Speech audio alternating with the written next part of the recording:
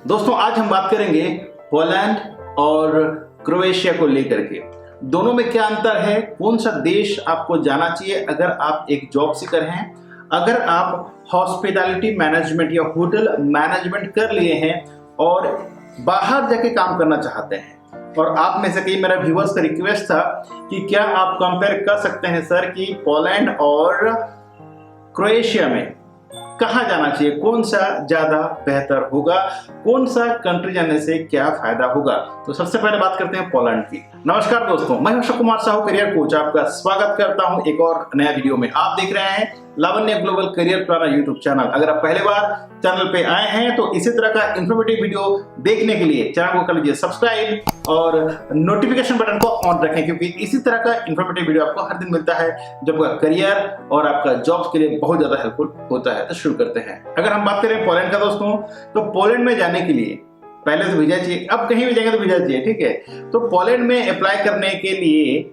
बहुत ज्यादा मशक्कत करना पड़ता है और वहां ज्यादातर जो वैकेंसीज आते हैं वो है मीट पैकिंग का। जी हाँ दोस्तों, मीट में जैसे आप चाहे वो पोल्ट्री मीट हो, चाहे वो पोर्क मीट हो, चाहे वो बीफ मीट हो, तो इस तरह कई मीट होते हैं जिसे आपको पैकिंग करना होता है और इंडियंस इसमें बहुत अवॉइड करते हैं, ठीक है, कि भाई मुझे मतलब मीट पैकिंग में नहीं जाना है। फिर अगर दूसरा जॉब की बात करें तो जैसे कि आप सुपरमार्केट की जॉब हो गया, waiters, food delivery boy, housekeepers, kitchen, तो इस तरह तमाम जॉब वहां पर अवेलेबल हैं। लेकिन अगर सैलरी की बात करें तो सैलरी लगभग आपका 800 से 900 यूरो ही रहता है। हालांकि वहां जिलोटी से लोग सैलरी पे करते हैं, बट जब भी आप as a international job seekers जाते हैं तो आपको जो सैलरी है दोस्तों वो कैलकुलेशन होता है डॉलर या यूरो से।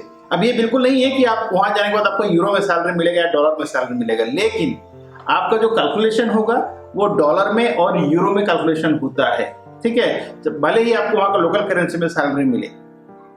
समझ में आ गया? अभी अब ये मत बोलिएगा कि सर वहां तो जरूरत चलता है, आप तो यूरो में सैलरी बोल रहे हो या फिर डॉलर में सैलरी बोल रहे हो, तो बिल्कुल ऐसा नहीं है। लेकिन हाँ, जो कैलकुलेशन होता है वो डॉलर या यूरो में ही होता है। बात करें कि किसमें ज्यादा अपॉर्चुनिटीज हैं, कौन सा जॉब में, तो दोस्तों अगर हम हॉस्पिटैलिटी एंड टूरिज्म की बात करें तो सबसे ज्यादा अपॉर्चुनिटीज है शेफ लोगों की। चाहे आप इटालियन शेफ हो, चाहे आप इंडियन शेफ हो, चाहे आप सुशी शेफ हो, चाहे आप कॉन्टिनेंटल शेफ हो, चाहे आप किसी भी दूसरा डिश का शेफ हो, आपका वहां पर बहुत ज्यादा डिमांड है। बशर्ते आपके पास स्किल्स होना चाहिए, एक्सपीरियंस होना चाहिए और डिप्लोमा या डिग्री का सर्टिफिकेट्स होना चाहिए। और लगभग 2 से 3 साल या 4 साल कहें आपका एक्सपीरियंस अगर है तो सोने पे सुहागा, आपको बहुत जल्द वीजा मिल जाता है। अभी बात करें क्रोएशिया का, तो दोस्तों क्रोएशिया भी बहुत ज्यादा डिमांड में है अभी, क्योंकि दूसरी जगह का जो वीजा है उतना जल्दी नहीं मिलता और क्रोएशिया का थोड़ा जल्दी मिल जाता है। लेकिन अब क्रोएशिया में भी वीजा मिलना आसान नहीं रहा जैसे लास्ट ईयर था, ठीक है। लास्ट ईयर तो कोरोना का बहुत प्रकोप था, लेकिन अब क्रोएशिया में भी जॉब और वीजा मिलना आसान बिल्कुल नहीं रहा। कई तरह के यहाँ भी जॉब है दोस्तों। अगर हम हॉस्पिटैलिटी टूरिज्म की बात करें तो हॉस्पिटैलिटी में, होटल इंडस्ट्री में आपको यहाँ पर भी शेफ, हाउसकीपर्स, पूल अटेंडेंट, ठीक है, उसके अलावा आपका वेटर और किचन का तो हर समय रहता ही है। तो इस तरह का तमाम जॉब जो है दोस्तों क्रोएशिया में भी अवेलेबल है। यहाँ के भी सैलरी की बात करें तो यहाँ सैलरी थोड़ा कम होता है, 750 से 850 लगभग बीच में सैलरी रहता है। लेकिन यहाँ पर बेनिफिट यह है कि आपको फ्री फूड और एकोमोडेशन मिल जाता है। आप समझ सकते हैं, अगर आप क्रोएशिया जैसे कंट्री में जाते हैं, यूरोप कंट्री में जाते हैं जहां पर आपको फ्री फूड एकोमोडेशन मिलता है, तो कहीं ना कहीं आप यहाँ पर 50 से 60 हजार आपका सेव कर रहे हैं डायरेक्टली।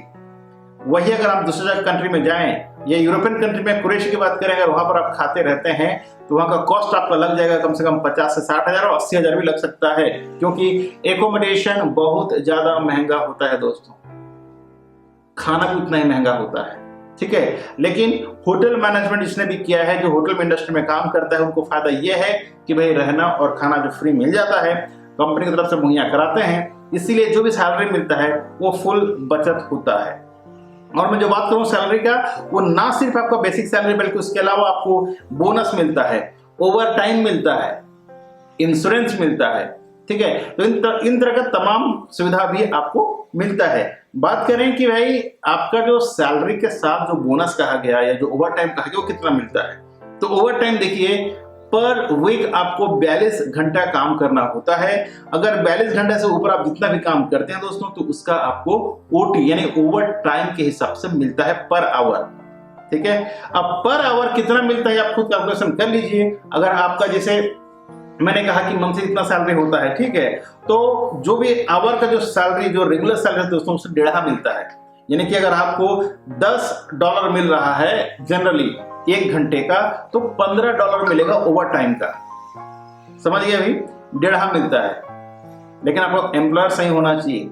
अब ये मत बोलना कि आप किसी वजह से चले गए हो और बोलना कि मुझे तो नहीं मिल रहा है, तो भैया वो मेरा दोष नहीं है। जो वहां का रेगुलेशन है, जो रूल्स है, मैं आपको बता रहा हूं।